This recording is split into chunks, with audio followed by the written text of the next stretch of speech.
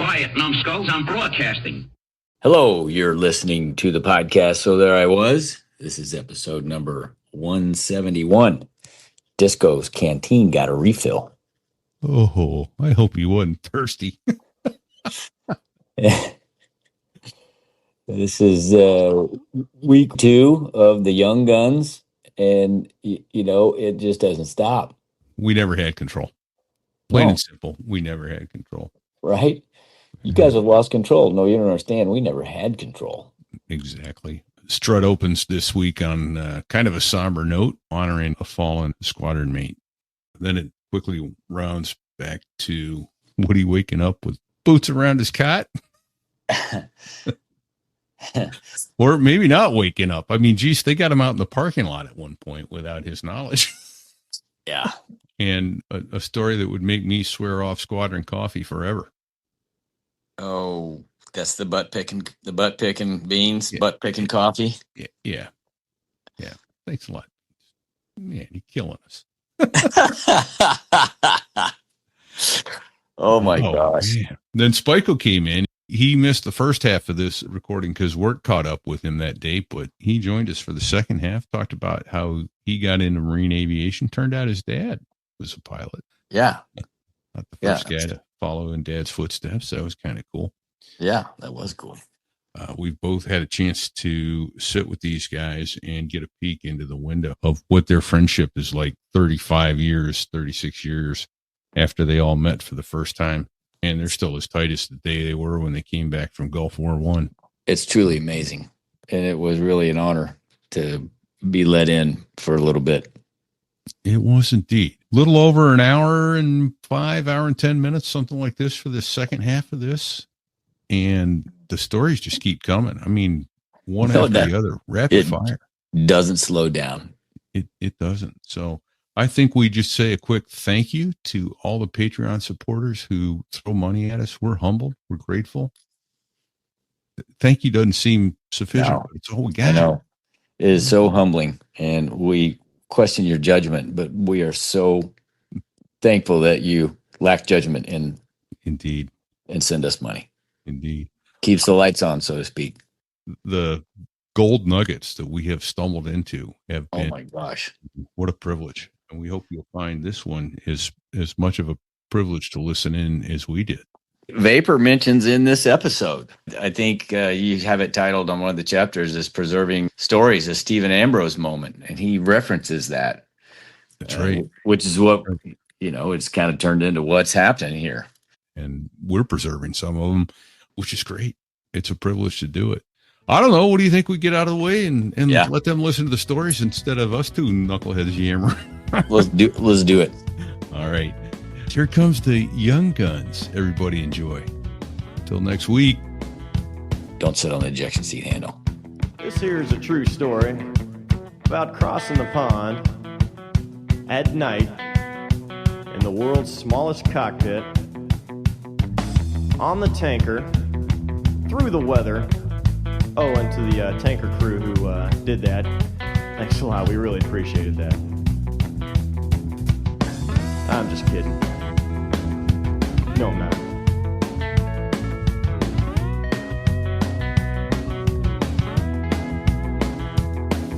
Well, there I was, crossing the pond, and you could see that I wasn't exactly fond. Well, hey, you know what? We got to mention, there's two people we got to talk about. We got to talk about LZ, who gave his life for his country. Another great guy. And died in that war.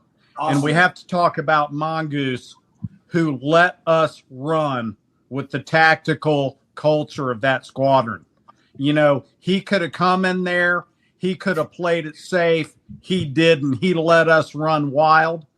And he let us do what we needed to do to get out there and be effective in that war. Hats off to Mongoose. And God rest his soul, even LZ. Before the war, I mean, to your point, even before the war, like when we were in Westpac, like Mongoose didn't hold us back. He let us do our thing. Not at all. And I mean, even when guys such as 8.5 G breaks in the Philippines, yes, there may have been a grounding, but yeah. Hey, he let us run. LaSalle break. What Someone tell that.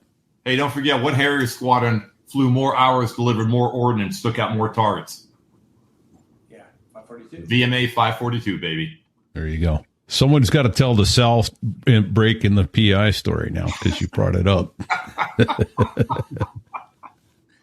And he's not here to defend himself, so have at it. Yeah, man. It was a nozzle break. He, he came in fast, and he. Okay, explain what that is and how it works. And he got a G spike. That was about it. Tell him what that is, though, Strut.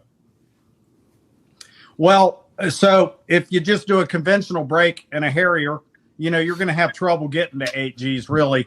But if you pull the nozzles in, which means you're going to pull them in incrementally, probably, I guess, I don't know what he did, but if he probably went to about 30, which caused a rapid G acceleration, and probably the aft CG went out a little bit, and he probably squatted the airplane in the brake, and it probably just spiked the Gs. I never did it, but I'm assuming that's what happened. You hear it's bad? When you get the nozzles past it, the butterfly valve opens, and now your reaction control system is energized in the plane, and under the nose there's one of those jets. And so when you pull, now on the tip of your nose, you got one of those valves opens, which pushes out the high pressure air, and it gives the nose a pitch. And so that's what would give you those extra couple Gs. I mean, it's like your AOA too. So you got to be careful of that. Well, it didn't hurt. It didn't help that Mongoose had just had a midair with an F4, right? Where they pulled his chocks. They pulled his chocks at Clark, and he taxied into an F4. Isn't that right? Yeah. So here's what happened. The airman heard the APU, and he pulled the chocks. Yeah. And so now the airplane's rolling, and of course, Mongoose would have had to have hit the main engine start switch to avoid the collision. That was his only hope. Is if he had hit the main engine start switch, and he was just a little slow to get there. So you had no hydraulics? No. So he hits an F4, and then he sends Sal home. Well, it stopped him. And Sal comes into the break. Sal comes into the break single ship coming from Clark. There's that great picture of Sal on top of the jet flexing, and the next one he's serving coffee for all of Coke Thunder. Hey, we gotta say what happened in Coke Thunder. So the last day of Coke Thunder, it's a huge joint exercise in the Philippines. Thank you. Last day, you do a base, you attack the base, and so we're gonna, we want to show the troops who've been busting their ass for us for 2 weeks. We're launching 14 plane strikes twice a day, and the troops are busting their ass, keeping the planes ready. So the last day, we're like, we got to put on a show for the fucking troops. So the morning strike, we come back and attack, and we are in the frickin' weeds, going over the O Club, just barely clearing that. Everything else, we're flying under they had it all on film. We're flying under the towers, which are like 50 feet high, all this crap. And the base commander goes apeshit. And he said, if I see another plane flying below the tower, I will have your wings. You guys remember that? Yeah. Oh, I remember the attack on the base. Spiko's in the house. Spiko's in the house. Welcome Spiko. How you doing, Marine? I'm doing well. Outstanding. Hello, lads. Glad you could join us. I'm so late. I'm sorry I'm so late. Hey, fecal matter occurs. Let's bring the audience up to speed. How is it you became interested in marine aviation, and what was your commissioning source? How'd you get there? PLC junior in 79, and then seniors 81. My dad was a World War II and Korea veteran pilot in the South Pacific, and Marine pilot. He was a Marine pilot. Yep. He started the Dirty Shame. His dad started the Dirty Shame. No shit. Yes. Oh, no shit. Shit hot. Well, hold on a second. This is among royalty. Yeah, that place was awesome. It's a great story. Thanks, Pisser. Yeah. I got to ask, knowing probably no, but is your dad still with us? No. I'm sorry. Passed away a long time ago. Yeah. Okay. Yep. Too much. Gotta tell the Dirty Shame. Yeah. Yeah. Let's hear about the Dirty Dirty Shame story. Okay. How's my picture? That's okay. Yeah, you're good. Okay, Well, so, you were good. Now you're not. Yeah. No, all right. there You're gone. You're good. Okay, so my dad was World War II. He was they called them R4Ds, and that's a DC-3 C-47 variant in the Navy Marine Corps. Yeah. Okay. He met my mom. This is like your typical Marine aviation romance story. She's a Navy nurse at Cherry Point. And so after the war, he was stationed there. They met. But before that, he was a bachelor in the BOQ where the Dirty Shame used to be, Right. that building there. Right. And so those guys had to walk through the woods. You know, people didn't have automobiles back then, or there was only a few. So they had to walk through the down Roosevelt Boulevard or through the woods to get to the beer over where the current O Club is. And of course, it was just a bar and, you know, a couple dance floor and tables and chairs. So, of course, being Marines, they got sick of that, and there was no package store nearby. So they actually he got together with a bunch of captains. It's always the captains, right? So they got together with a bunch of buddies, and they wrote a letter, a petition, if you will, to the base general. And in the letter, they said, "Dear General, we're all veterans. You know, we're thirsty all the time, you know, blah, blah, blah. It's a dirty shame we don't have our own bar in the BOQ." Outstanding. So he tells me that his squadron commander calls him in front of his desk about a week after this letter goes up the chain and says, "The general wants to see you and all these guys." So they all pile into the general's office, and he holds up the letter, and he's looking really pissed, right? And he says, "I got your letter. I might have some funds for it, but you guys are going to have to raise the money, you know, the balance of the money through, you know, donations or whatever." And he said, "But you guys got to come up with a name." And they didn't think of Dirty Shame at the time. So they got the letter back, and they were looking through it, and they said, "Holy shit, what a great name for a bar, the Dirty Shame." Right in front of us. History was made. Nice. That's fantastic. That's awesome. And Spiko, didn't you break your arm playing crud in the Dirty Shame? No, never broke my arm. Nope. Who broke their? Hey, somebody got hurt there. It was not broken. Hey, Pester, didn't we break a couple of Air Force? There's Dirty Dozen. It was the F-15 guys in Okinawa. Didn't we break a couple of arms there? We played with those jackasses. Full contact. Well, I mean, our first night in Iwakuni, we destroyed the pool table. It was gone. Yeah, that's right. $1,500 out of the coffee mess.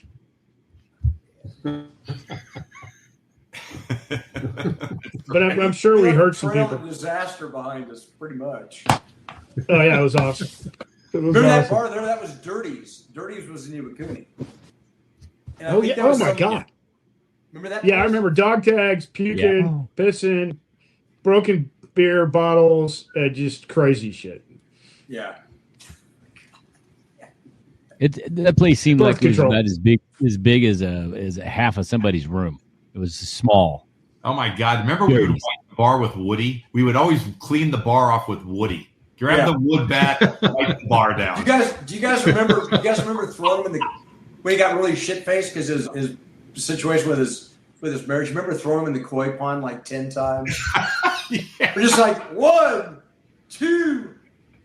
Throw him in the pond. And we used him as a bar wipe that night. Yeah, we used a bar wipe. He's trashed. We're picking him up, and he's like trying to fight us. And we're like, "What?" And we throw. Remember the king?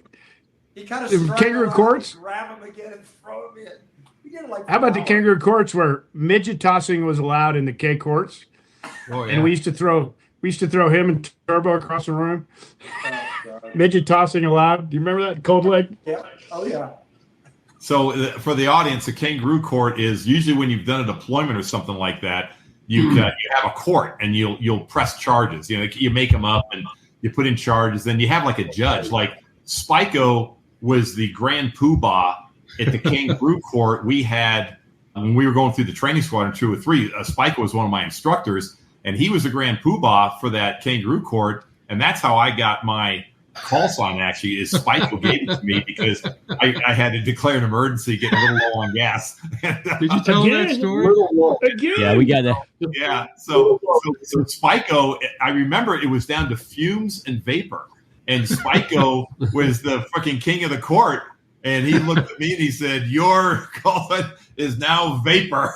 And that was it. Smash. Okay. Yeah, what was it Told in before that? episode 62. What was your call sign before that, Vapor? Like That will stud muffin or, something cool like that? The rope. It was the rope. It's skinny, All right. but it's long. That's a good segue. We know history of call signs for everybody here except Strut and Spiko. So let's start with Strut. How did you get the call sign, Strut? No, wait a minute. Let me go first. Mine's a lot shorter. Okay. My kids have been bugging Hold me on. for 36 Hold on. You don't want to years. say that in this group that yours is a lot shorter. I'm just saying. Everybody knows Face it first anyway. into that. Face first. All right. So my kids have been trying to dig this out of me for almost 40 years, and I refuse to tell them. So it's on my deathbed is when I divulge. All right. Off the Strut. No way. Sorry. That's bullshit. No, that is bullshit. They'll never listen to Nothing this. do Come with on, being the Spiko. grumpiest guy in the tent. How about the grumpy old man in the tent? Yeah. Come on. All right. Come on, Strut, Spiko. you're They'll up. never hear it. It's nothing, really. This isn't going Honest. anywhere. It's not like it's on No, it's not. YouTube. Come on, Strut's Yeah, no ready one to listens go. to this. Oh, okay. Well, so I probably walked into 542 having been recruited by Smoke because he knew my brother. So he wanted to have, his friend's brother in the squadron. He didn't really know me. He just recruited me into 542. And I had some self-made cool call sign or some shit like that, And so Smoke in front of the whole damn squadron goes, "Yep. Kuda over there, he ain't Kuda anymore. He's now Strut because he walked in here like he owned the fucking place." Bucket of fuck you, man. Strut walked in. All right. Fantastic. That's about right. That was it. All right. Bucket of fuck you, man. Well, now somebody's He got to always drop got dime on honest, Spiko. wise counsel from me. I think he appreciated honest, wise counsel. Well, I don't know how wise it was, but it was honest. My favorite one was Spud's a fat ass shitbird. That was beautiful. I will never forget that, man. That's so awesome. But he was great to work for because he took all the credit for our work this I guy. know. Right? That's right. Yeah. Oh, man. Yeah. Funny. Hey, Fig All right, and, so Spiko. Yeah. Spiko, how about let's talk about Woody snoring in our tent, Spiko, and how did we handle that, and how did that affect you when you had to fly? I think we stuff him into a blivet and drop him into Kuwait. We carried him out. We of the were tent at that one time. point. Didn't Well, you guys Sal's throw- not here. Didn't you guys 'cause, throw shit Sal- at him? Huh? You guys always were throwing shit at him to get him to shut up, weren't you? Like, Oh, we moved his Shoes. cot out into the Boots. middle of the parking lot. Yeah. Yeah, he'd wake up. There'd be So- boots all around his cot in the morning. Yeah. Yep. It was like the Three Stooges snoring. It'd be like, hey, every freaking night. It was awful. It was like 100,000 decibels. It was like he was faking it. And, man, he was dead asleep. Sal and I were right next to him, and we were throwing all kinds of shit at him. Soup So cans. remember, he put up his mosquito netting to block Yeah. his boots, so he wouldn't get hit. But he would. He and Pisser at the other end. But what Pisser's getting at is we got to tell everybody. So what happened is when we got when the word goes out for Desert Shield, the Marines, we're there right away, because when you go to Westpac, for the audience to understand, there's a metric that measures the combat capability of a squadron. And when you're overseas, doing coalition exercises and stuff like that, you're getting a lot of high numerical kind of combat ratings, so your metric gets higher. That's so CRP, right? We are a very highly combat evaluated squadron. That's why we're the first ones to go. So 331 had gotten back before us, so they hop on the boat and we go. So that's kind of what gets us there early. But now the war's over, and the Air Force is using the tankers to haul their boys home, and the Marines, we're kind of shit out of luck. So the Navy calls up and says, hey, if you guys can get the road to Spain, we'll clear off the deck of a couple carriers, and we can get the Harriers home, because we're shit out of luck there. The Air Force is taking care of their own, and we're like, we've been here for 8 months, and some of these Air Force are doing like 2 or 3, and they're already going home. So we had to get to Rota.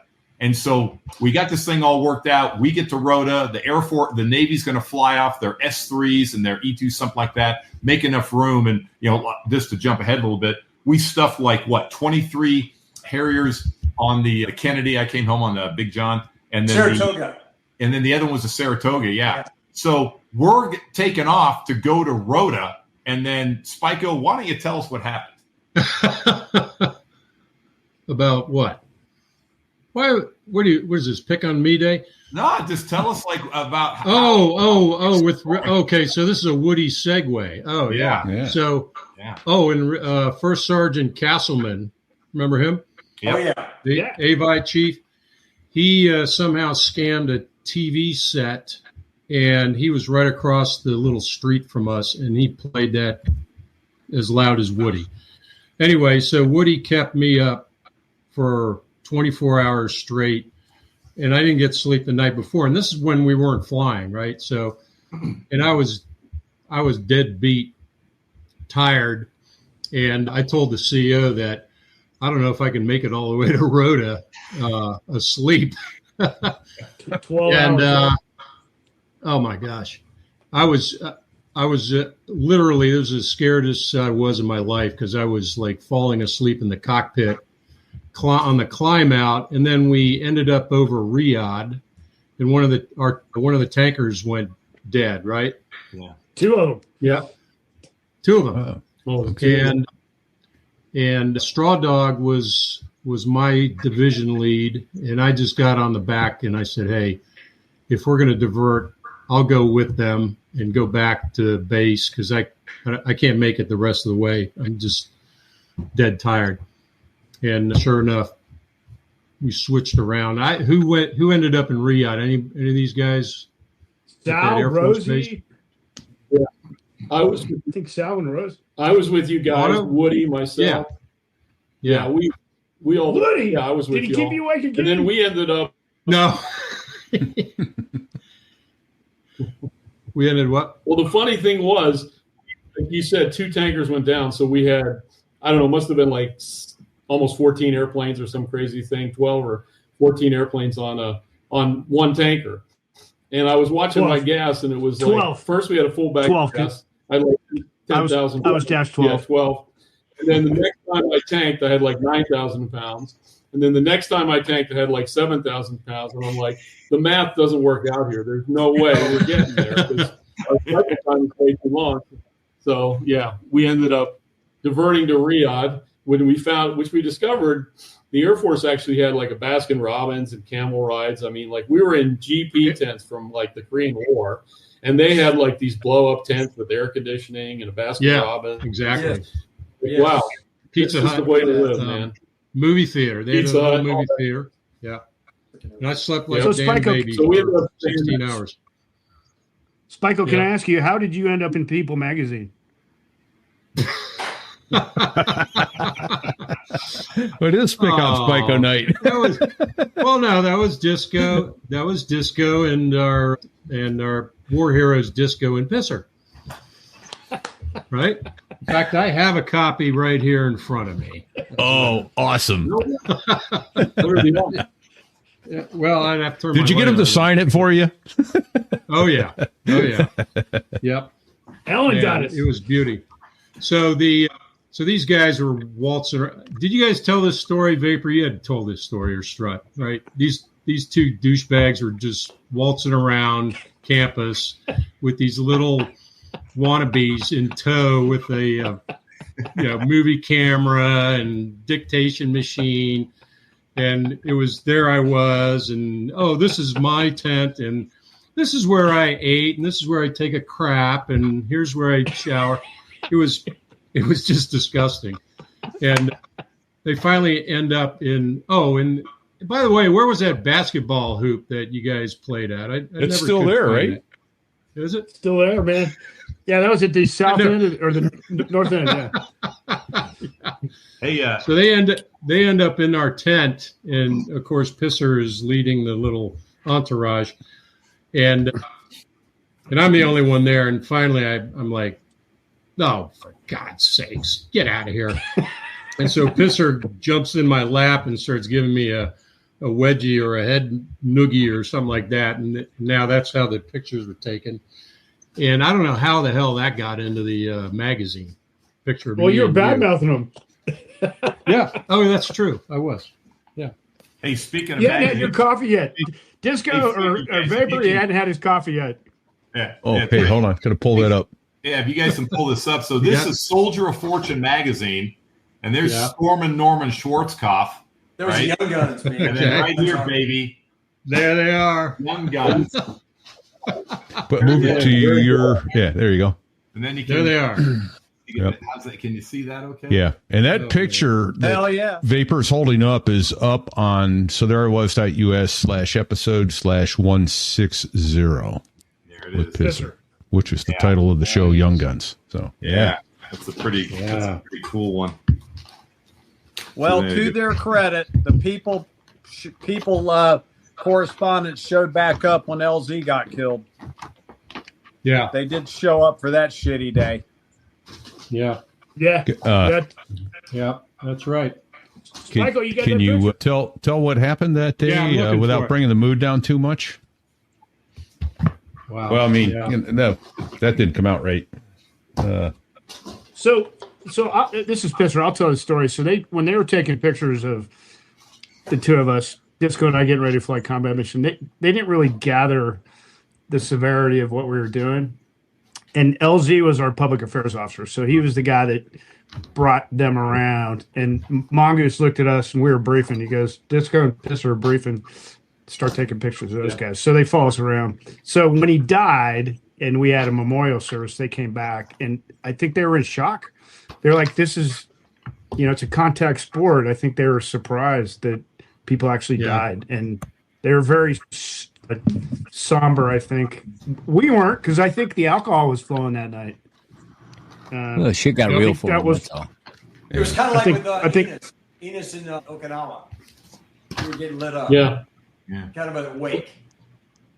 I won $800 from Dog that night. $800 the night Enos died. I won $800 from Dog that night. Oh, ouch.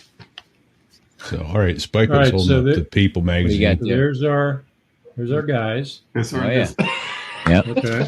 Yep. Yeah. What issue is that, Spiko? What year and month? Yeah. Huh? March That was actually Valentine's Day when they took all those pictures. Yeah. It's got Jack Nicholson there. Yay, baby. Fine. Oh, it looks like Yeah, Richard and look Dreyfuss, at, Jack Nicklaus, Jim and Tammy, baby. Jimmy Fit. Yep. Jim and Tammy Faye. All right, let's see the picture of Spiko. Oh, here we go. Here we go. Look at that. I had Oh, you all everybody signed it. sign this. Wow, look at that. At our reunion. Nice. Fantastic.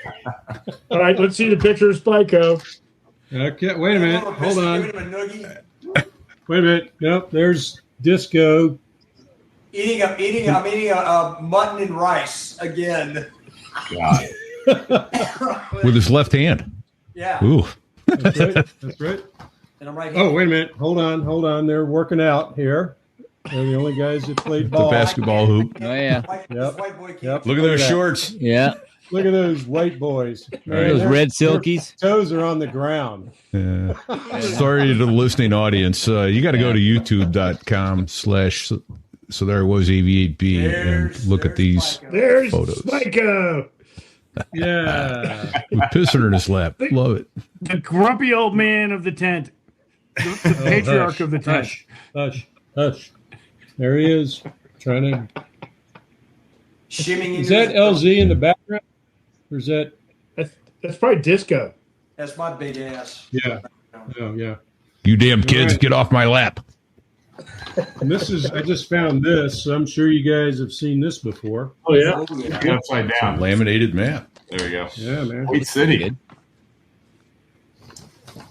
Very nice. Yep. And then this is the big one there. That's the whole. That's the kill boxes. Yeah. Yep. All the IPs. Yeah. Yep. That was your moving map. Yeah. That You was our moved it movie. around. You can and move it that's where around you in want. your cockpit all you wanted. Hey, Spiko, I don't know if Yeah. you remember Spiko, one time you came back from a mission and I was talking to you. I was going, you were just telling me about it. You said, yeah, so anyway, we rolled it on the target and I could see these guys, these Iraqis down there on the guns. And he goes, they were doing this.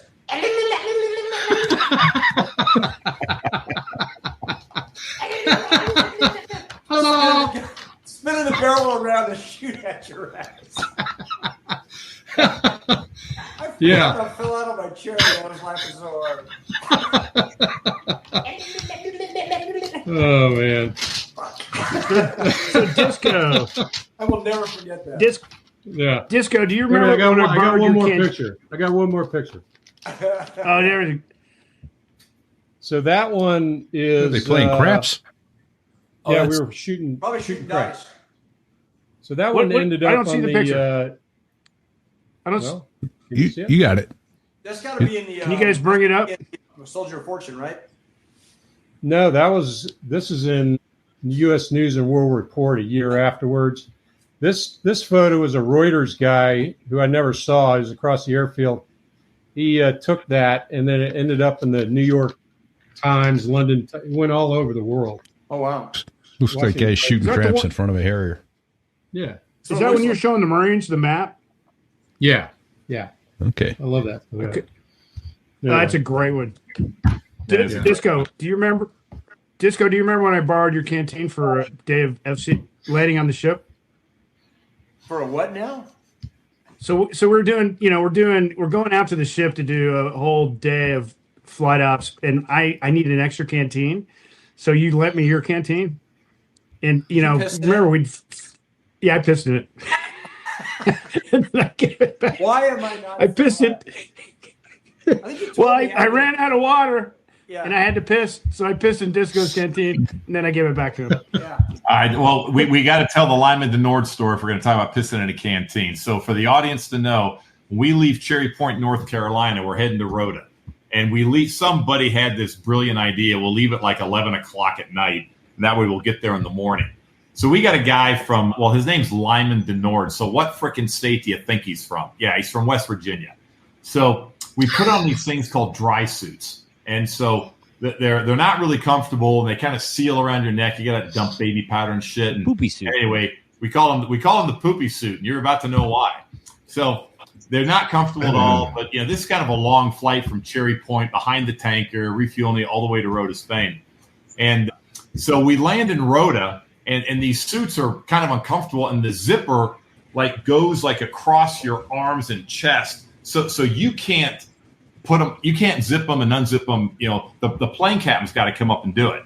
So we all get out. We stand there like this. The plane captain's unzipped, and we peel this freaking thing off. We got our flight suit stuff underneath.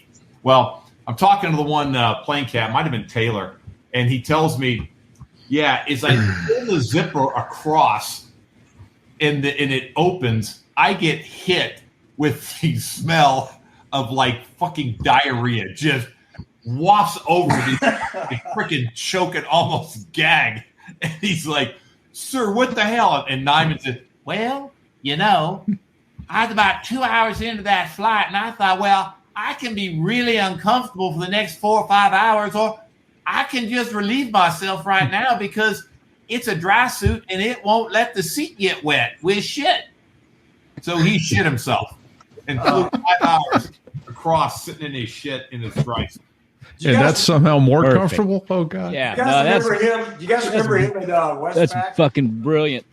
You guys remember him in Westpac when we walked in his room that one time, and he had a pair of U-trowel over the back of a chair. You walked in, there was a pair of U-trowel over the back of the chair. There's a fucking there's a bacon strip in the back of it. You're like, what the fuck?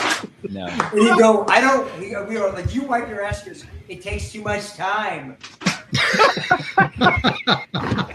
Lyman Denord met his wife. He's at the grudge match like Saturday night in the little town of West Virginia, and he's watching the drag races. And he said he's watching it, and this one car goes, and it's some Chevy Chevelle. He goes, man, it's a beautiful car.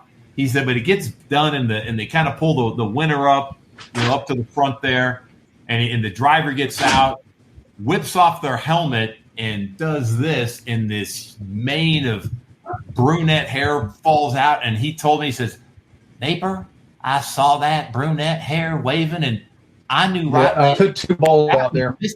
That was Mrs. Lyman Denord. That was Pam, right?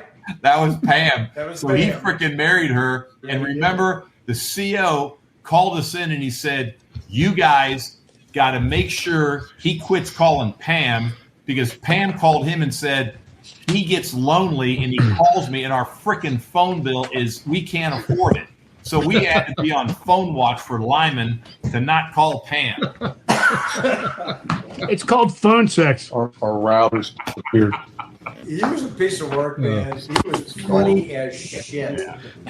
Hey, Pete and Fig and Repeat, I'm going to throw this in here just in case, because I don't know when you're going to cut us off.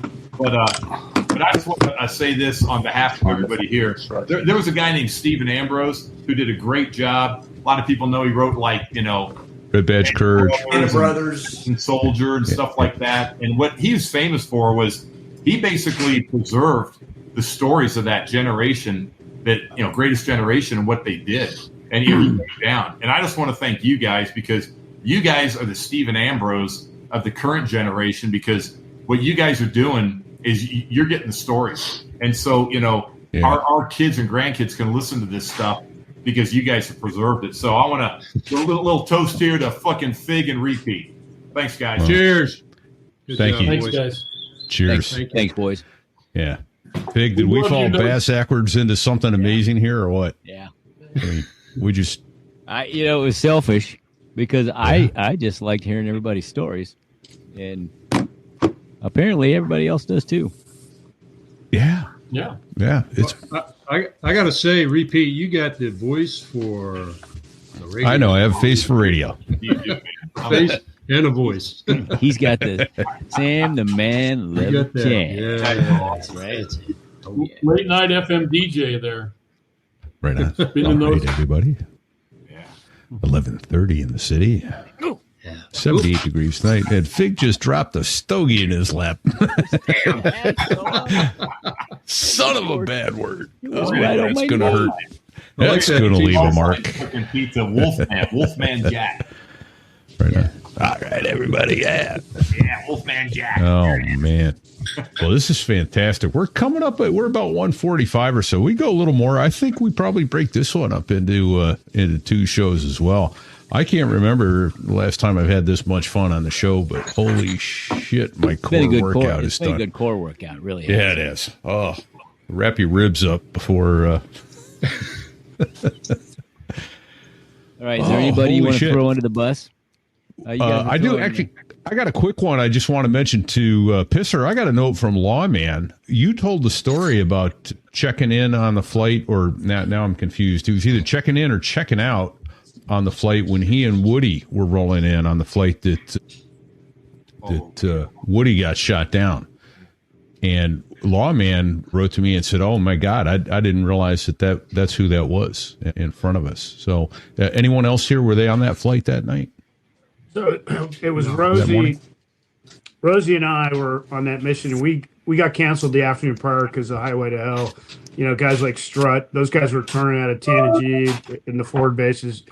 And the afternoon guys, we didn't have airplanes. But the next morning, Rosie and I went over the Highway to Hell at low altitude, under the overcast, Jink, and we hit a Republican Guard target. And right as I was pulling off, I heard Lawman check in, whatever his call sign was, 234. And I played that tape for him years ago. I had it. Yeah. So, and then shortly thereafter, we heard he'd gotten shot down his dash floor. Hey, Pisser, tell him it's a different. Reg Underwood. Tell him it's a different Woody, Pisser.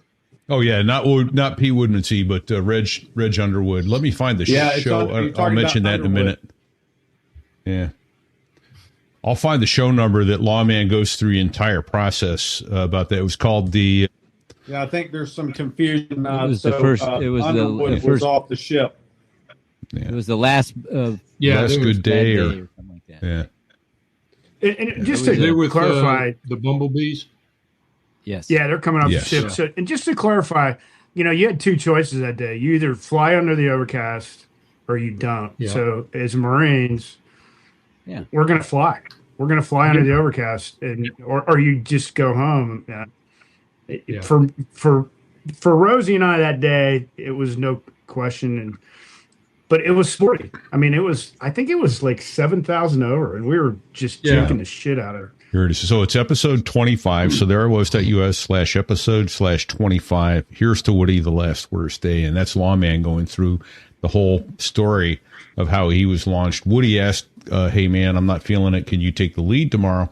And he did. And Woody was dash 4 and wound up getting shot down on that. Lawman goes through all the whole Graves registration and all the work that those folks do to pay respect to the body as they treat it and prepare it for travel home and burial. So, and I want to Woody's wife and my wife were in the hospital together having babies. Oh, Donda, yeah.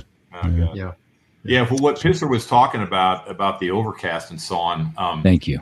Just kind of going back a little bit, when General Boomer talked to us, we talked earlier that he was going to hold us to be the artillery, and the Harriers were not scheduled for day one because he did not want to attrite his long range artillery. He says, I need to keep you guys because I'm going to need you when we go through the breach. That's what I need. I'm going to need your deep strike counter battery stuff. But what happened on day one is Strutt was talking, Lieutenant Colonel Barry, who is the commander of 1st SHRIG, which is Surveillance Reconnaissance Intelligence Group. He's commanding a unit that has Marine Recon, Army Special Forces, and Navy SEALs. And they have 8 OPs, observation posts, and they're probing, looking for the weak parts so the Marines can know where they're going to breach, where they're going to push through this incredible breach that Saddam has built. They're very good at it. They just fought a 10-year war against the Iranians. They know how to set up defenses in depth with obstacles, minefields, and everything. So that's what these guys are doing. And what happened is when the air war kicked off, the Iraqis are attacking back with what do they have? Artillery. And they're firing on these OPs because they'd seen movement and stuff. So they're shooting on these guys. So the STRIG calls in. And again, remember, the Air Force had said, we will handle this close air support for you guys and blah, blah, blah. And, because we're going to hold the Harriers in reserve. And Marine Corps is like, okay, that sounds like a good deal. And so Hostage 75 is an OV-10 Bronco, which has a FAC-A, forward air controller airborne in the back seat. And they get called in, they go up there, they see the artillery batteries firing from across, the border. And these guys are, feet wet looking at the stuff. And so they call in so the responding aircraft are Air Force A-10s. And the A-10s show up, and guess what? There is a cloud layer because Saddam Hussein had lit off like 600 freaking oil wells.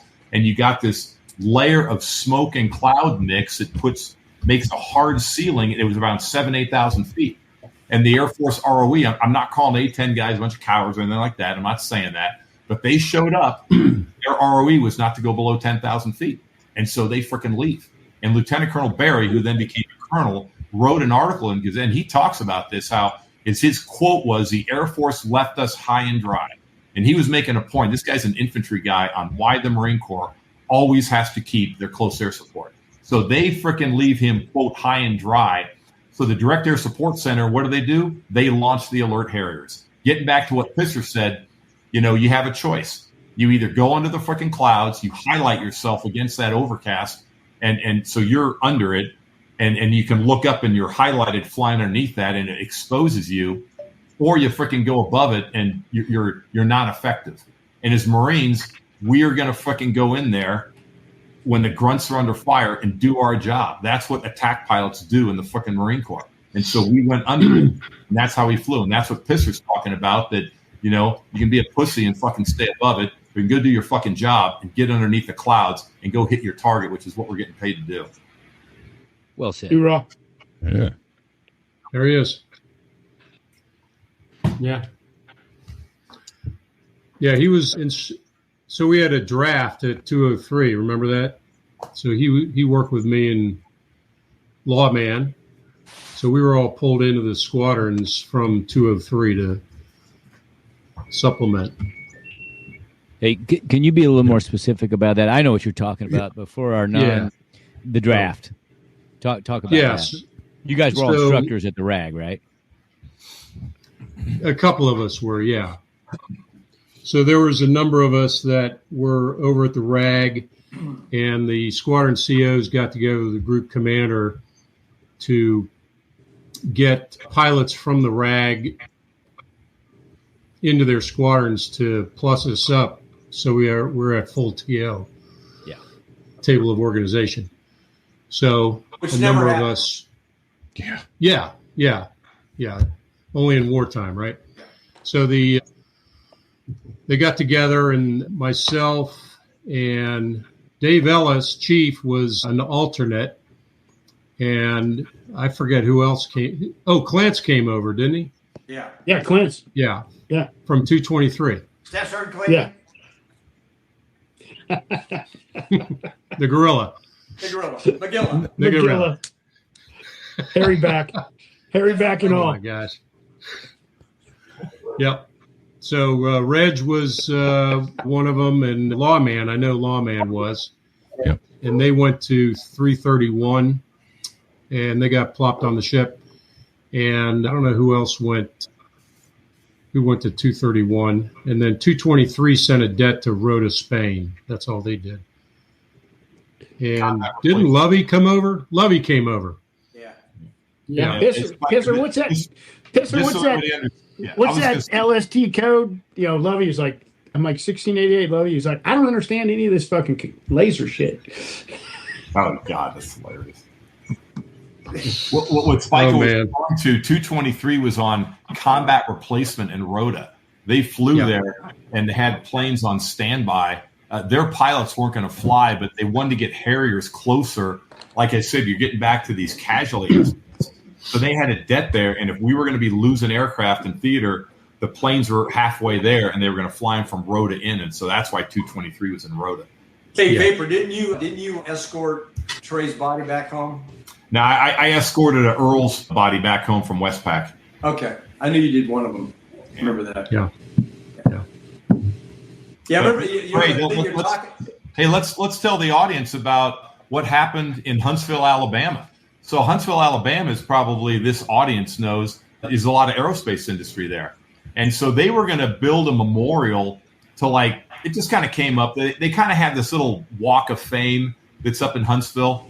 And they were going to build a memorial to, like, you know, kind of in honor of all the aviators that have, you know, given their lives to the country. Well, Trey Wilborn, who we've been talking about here, he's from Huntsville. He went to Auburn. He went to the University of Auburn. He's a War Eagle, and he's from Huntsville. So his brother-in-law, oh, that's awesome. Great pictures. So his brother-in-law and his family find out about this, and they said, hey, you know, you've got a local boy here that died in Desert Storm. Here you guys go. I think I got this. Hang on, let me see if I can get this picture. It's actually that. Yeah. It's the article. If I can get this thing here. Yeah. Hang on. That's the picture. If I can get it right. So what happens is when they build this memorial, there it is. Yeah. They say, hey, there's the photo that they took, and Disco got to those guys. And so they made a statue, and we all flew out there for that dedication. We got some nice pictures of all the 542 guys all flew out there for that dedication. And then remember, Pisser, you and I, we jumped on the floats for the parade. Remember that they had a parade? What one that they donated? It was during a Veterans Day, Memorial Day or something like that, and we rode in the parade. Yeah, it was like 3 miles or 5 miles in the most patriotic city I've ever seen. I mean, old ladies in wheelchairs getting up and saluting, and really impressive, Huntsville, Alabama. Yeah. Yeah, my son graduated from Auburn, and I told him that story. I said, "Man, you got one of my old squadron mates went to Auburn, and there's a statue of him up in Huntsville, Alabama." So, here's the Trey. Boom, Semper Fi. Yeah, no kidding, man. Great guy, man. That was I remember. Yeah. So, I had a short and undistinguished political career. I was the mayor of Ponce Inlet, Florida, and they set up a veterans memorial there, and they had, you could buy bricks, and I put 2 bricks in it for Trey and Underwood, and I had to give a speech when they opened that memorial, and I had to inform the public that it's a real deal when you got people out doing this stuff, and I had to explain that that these 2 guys, to this general audience, I said these 2 guys went out in fireballs alone, and Underwood had a 5-month-old daughter he had never met, and Trey had a fiance and a wedding that never happened. So I told him. Yeah. Good for you, Strut. Thanks for doing that, man. That's awesome. So you're a mayor, huh? Oh, I was. It was a short and undistinguished political career. Mayor Rutledge. Your Honor. One Spiko. at the gavel, I can just tell you that. Spiko, what do you know about flying poop fish? Oh, I wasn't involved in that. That was you and somebody else. Okay. we'll leave that one alone. That was our our debt to Somalia. Yeah. Where Pisser was trying to break the ceiling record in the Harrier, which you probably did, didn't you? 55,000 feet, baby. We took all the struts off the aircraft and just had a gun pack. I got the 49 once, and I thought I was doing it. Holy shit. Well, you obviously weren't trying hard enough for you. No, apparently not. For some reason, we had no satellite coverage in Somalia, so the MEU commander challenged us to get him some footage all the way to Kenya. So I set up a brief for him, and we had a lead airplane, a trail airplane, a camera airplane, and we went all the way into Kenya. If you study that, it's potentially early Bin Laden, although he was probably in Sudan at the time. But the technicals. But when we were done, man, we were really low on gas, and there was no ATC. So we had nothing on the airplane. I mean, no strikes, as Spiko said. So we just climbed and climbed and climbed, and then did an idle descent from like 160 miles away. Yeah, I was at 550, man. What? Puckering. I mean, we were low on gas. How high did you get? We did 55,000. Holy shit! What's the service ceiling of the Harrier? Someone look Wasn't at it like 42 or 43? Whoa. The I think the NATOP said 40. Holy Spiko remembers it because we were really low on gas. I think It's not like you could flame out or anything.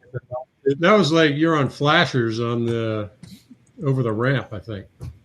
Yeah, I was super low on gas. I think we were idle from 160 miles out to the ship, but there was no air traffic control in Somalia, and we just just kept climbing. I think it was like Digger and maybe somebody else, but we brought the imagery back to the MEU commander, and they used it to actually do an amphibious landing, and they drove all the way to Kenya, and they used those pictures handheld camera to create the fobs. To create the fobs all the way to Kenya. Yep. Damn. Nice. Yep. That's crazy. Take it easy, guys. I got to run. It's been fun. So, Otto, I need you to leave your computer connected, please, so we get uploaded. When you pitch out. Thank you, sir. I will just, Otto. Just go on. Be good. Yeah, so, Otto, don't lope the mule don't lope your mule. Oh boy! All right, so I'm going to take you out of the screen, but leave your computer connected. Thank you, and appreciate it. God bless, Marine. Semper Fi. Yeah, thanks, man. Take care. Fi, Otto. All right, they're peeling off. Yeah. Otto's bingo. We're starting to get flashers. There you go. So I've got one here. I've got there it is. There's the media assets. So we heard this story from Pisser's perspective in episode 160. And it's a picture that he took of Disco. Disco, what the fuck are you thinking? So we got a picture of Disco inverted over Pisser in a Harrier. I love it. I would say from the looks of that picture that the lift vector is a problem already. I can say this probably didn't end well. No, it ended well because we're both still here. But you can see my cockpit's out in front of his. And I was just saying, I'm about to kill one of my friends. This is not a good thing. What were you doing? Yeah, that's obvious. So God. Oh my God, looks like a roller. Yeah, that's one of those things where somebody asked Do you see any tank? Do you see any drop tanks in that picture? There's no ordnance. There's nothing. Yeah, I thought I could have swore we had drop tanks, but obviously we didn't. But yeah, I remember that day. Holy shit! Where was that? That was between Japan and Korea. Wow. And Mike had just bought. I think Mike had just bought a new camera, or he had a camera. He wanted to take a picture. He goes, "Hey, Disco, fly over the top of me and go inverted. And I want to take a picture of you." Mike, okay. And we're already just pretty slow, and it's just physics, man. You pull the nose up, potential energy goes away. Just basic physics. I roll inverted, and a Harrier does not fly inverted anyway worth a shit. And that thing's coming down like nobody's business. And I got the stick, and I'm going front to back, side to side. And I'm getting nothing. Oh. And I'm seeing. It's a great picture because my mouth's wide open. I'm screaming, and Pisser's looking at. I can see his camera looking at me. He's taking this picture. And I'm going to kill him. We're going to die. There's going to be two jets in the bottom of the ocean here. I'm going to survive because I'm out in front of him. So I'll be able to punch out, but he'll be dead instantly. And I'm not kidding you, man. It was the last second. I mean, I swear to God just push the rudder pedal. And I literally rolled around it. I literally rudder rolled around it. And somehow, how I don't know. It was a God thing. It had to be. Well, he knocked me off autopilot. Otto's not here to defend himself, but he did that shit in Desert Storm with me. Otto did the same thing, and he's like, "Hey, I'm going to do a canopy roll," and I go, "What? What's that?" And suddenly I'm looking at that same damn picture, and I had to get out of the way. I'm like, "But let's not do this shit." Yeah, we should all be dead. Let's all go home.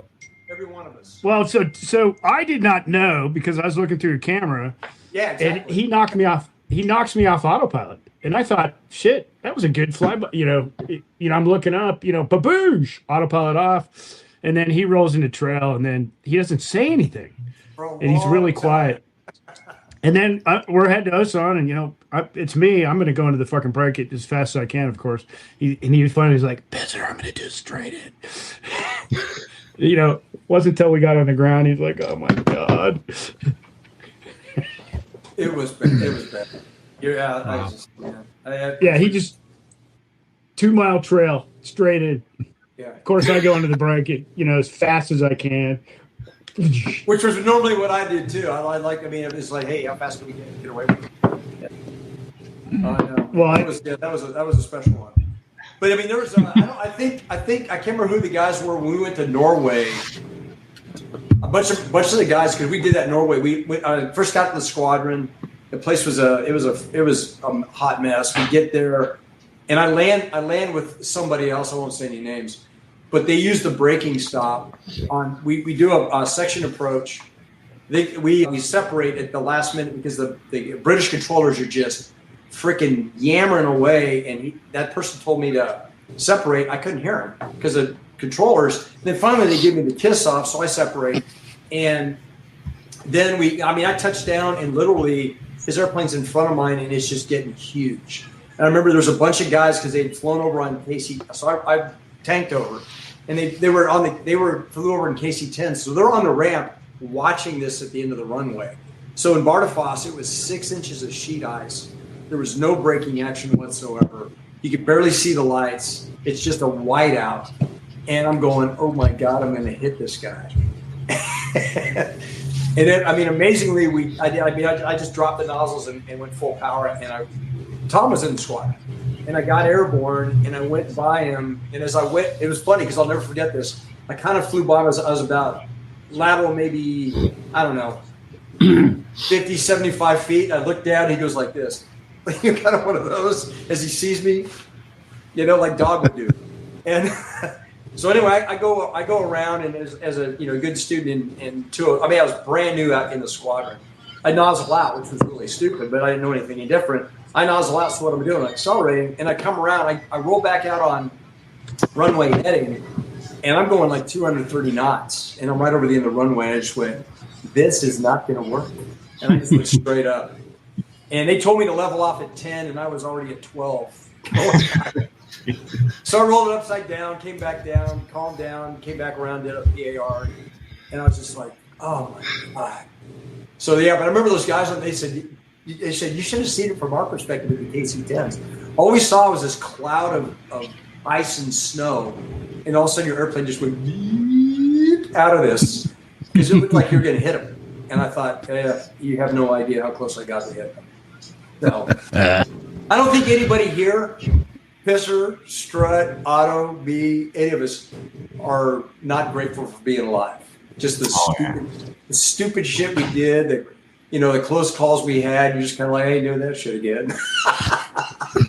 Ain't doing that again. All right. Yeah. So Disco. Hey, Disco, I almost died that day. I was on smoke swing, and the same damn happened to me, except I didn't hit him, but it was the same shit. I landed, and I was lucky I didn't hit him. It was an unbelievable shit show, and we're lucky we didn't lose airplanes that day. Oh, I know. Oh man. But when we first got to 542, what was like, you and I got there, they just lost Skivvies. And then not too long after that, they lost Jamie Richards. I mean, it was like every 6 months we were losing a pilot in 542. It was a freaking clown show there. It was just a mess. So it was an interesting. Yeah, that's place. true. When we first got there, it was just like I said, the culture was not healthy. It really wasn't. So Disco, let's do a little humor. Let's get Disco doing like F-14A plus Utah. Let's get your real fucking humor with a grimace. Making fun of people. We got to get this thing going. Oh man, yeah. You. I remember that all the time. Just do that one. F-14 plus Utah. What are you grimacing for? Yeah, your brother. Yeah, so his brother flew F-14 Tomcats, and he was always F-14s, A plus, beautiful airplane, wonderful airplane, best airplane ever. So I just give him shit all the time. F-14 A plus, yes. So Disco, we're on the flight line in QB. Do you remember this? We're in QB, and we're doing a Cope Thunder launch with 20 jets. And you're like 8 airplanes to the right of me, and you just fucking call me on the radio, and you're like, what are you grimacing at? And you went. It was a freaking nonstop. That's one of the things that was cool about it. It was a nonstop clown show all the freaking time. We were always just razzing each other and screwing around, and that's why Snatcher finally said, "Right, you guys, knock it out. Quit acting like teenagers." And we're just going, why now? This has been working for us. No more. The last year and a half. Why should we stop? I mean, it was just no more tadpole soup. No more brown star loving. No more tadpole soup. None of that shit. Tadpole dressing. No more tadpole dressing. No more panty soup. No more shit. No more flying. Hey, Strut, you remember that when we were in the Philippines? I'll never forget this. Strut. We were in some freaking bar, and Tom goes somewhere. He disappears. He comes back. He goes, "Hey, you guys, guess what I just did?" We're like, "What'd you do?" He goes, "I went and bought some of those, those rotten ducks and the eggs. Watch these chicks eat them." So remember the balut? So you went and bought all these balut eggs. You were handing them all these Filipino girls in the bar, and they were just eating it. That stuff smelled like shit.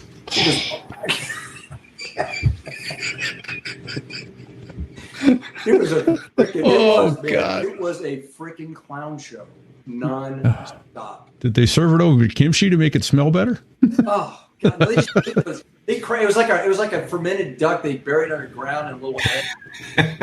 and Strut went and got. I remember it was a brown paper bag full of these rotten. He goes, "Hey, check this out! I bought all these rotten. I'll be right back. These chicks." And they ate them. And when you crack the egg, I was like, oh fuck! Somebody just took it. It was like Lyman threw his underwear over the chair again with a bacon strip in the back. Damn. He was a piece of work, man. Oh dear God. Like, you need to wipe because it takes too much time. This has gone downhill rapidly.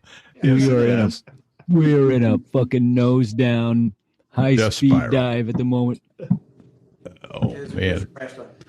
Well, it's as good a place as any, I think, to land the airplane. I think first and foremost, I just want to say thank you to all you gentlemen for taking time out of your day and your evening to spend time with us. More importantly, thank you for your service, for stepping up and signing that check to your country. When you didn't have to do it, it wasn't required of you, but you stepped up and you did it, and you offered to put your lives on the line. And we lost friends who we have great respect for and love for, and that was a painful part of the service. But you know, clearly the camaraderie and the love that you all have for each other came through tonight, and we're grateful that you were kind enough to spend some time with us and let other people get a peek into what it was all about. So thank you. Thank you for sharing. Yeah. Yeah, I'm glad Vapor left his musk gland at home.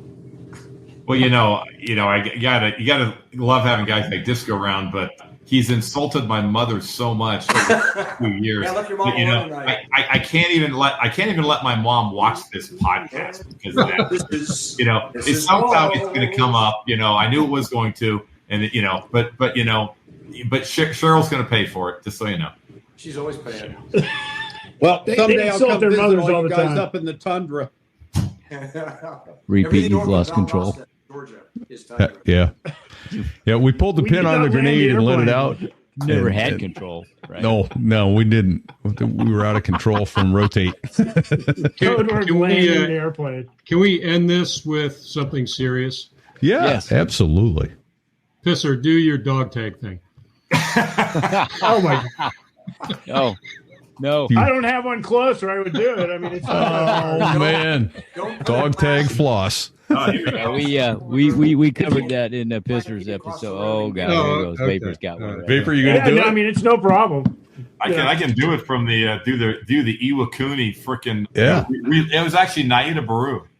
No, is this really going to happen? I think he's going to do the dog tag floss. I got to snap this thing first. Sleeper used to do it all the time. Yeah, it's been a while, but I'm sure I can. Well, wait a minute. This is disappointing. It's now become common. Yeah.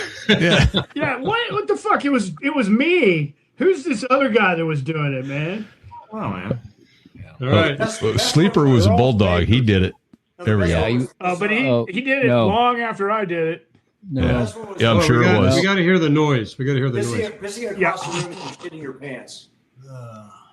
Okay, he's for those listening, he's stuffing the dog tag chain up his right nostril.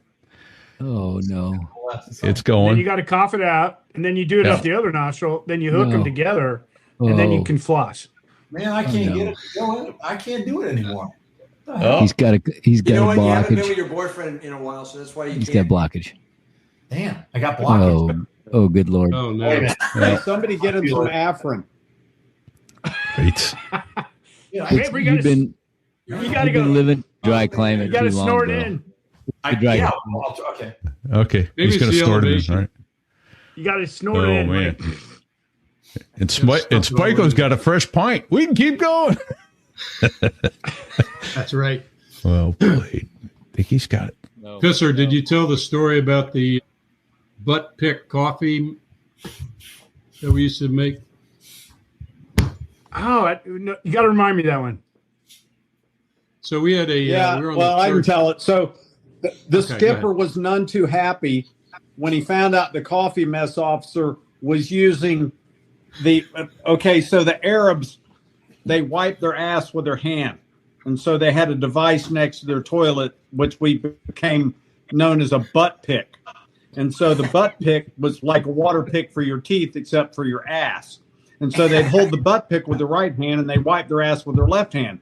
Well, the skipper found out that the coffee mess officer, yet to be named in the story, was using the butt pick to fill the coffee urn. No, he wasn't. And that became banned.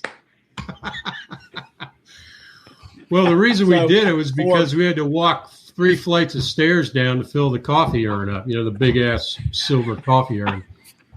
So we came up with that. Anyway, That's a great idea. Was filling the coffee urn. Between friends. Oh, he lost it when he found out we were filling it up with a butt pick. Oh, it's funny, man. The golden butt pick. Oh, I may never drink coffee again. Well, at least the tradition remained. You never washed out your coffee mugs. So. Vapor, how you doing, man? Vapor, did you get it?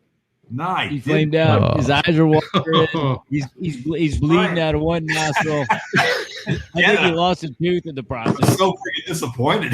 Oh, all right, bro. Man. Hey, Damn. You know what? It's okay. Yeah. Yeah. All right. The audience would have appreciated it. We're going to give you a... That would have been a video short for sure. That would have been a video short for sure. We're going to give you the combat veteran pass. It's okay. There you go. Right on. Right on. If you guys want it, I'll do it. So normally when they say landing an airplane, we all shut the fuck up, but that didn't really happen. Yeah. Well, exactly. Like Fig said, we lost control a while ago. Oh no, having lose control meaning we had control at some point, which we never had. We never had.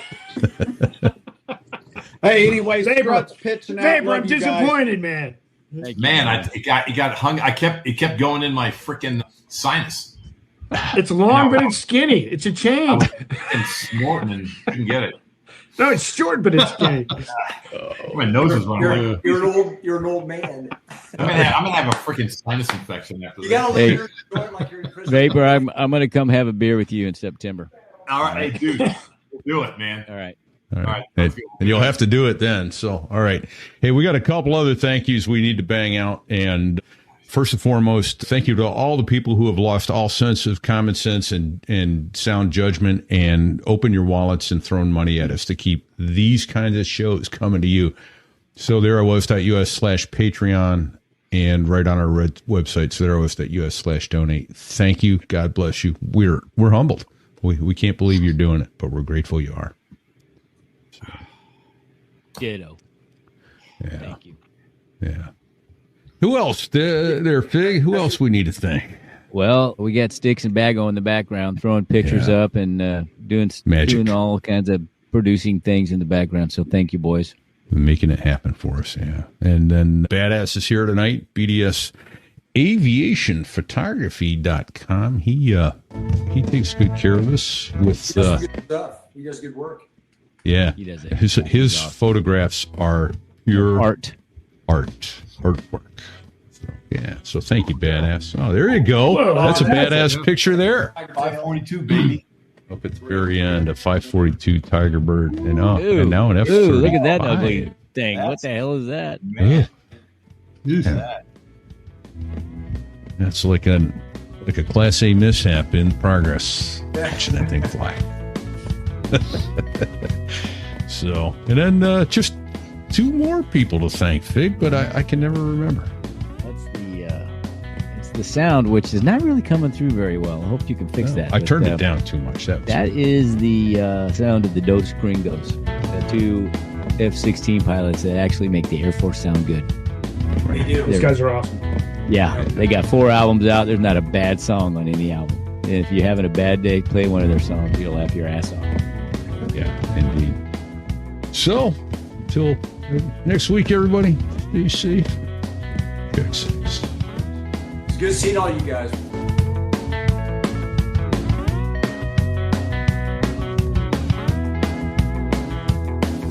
Well, there I was, crossing the pond, and you could see that I wasn't exactly fond of all the shit I was wearing on that day. Now an F-16 is cramped enough, but it's even worse with all that stuff supposed to save your life. But we knew there was no way. 'Cause when you're going down in the North Atlantic, man, it's over. man. What do you say, Fig? He said it's over. Can I shut it down yet? Was it over when the Germans bombed Pearl Harbor? We're good. See you. No. Wait. Don't shut it down yet, Strut. Hold on. And we are out.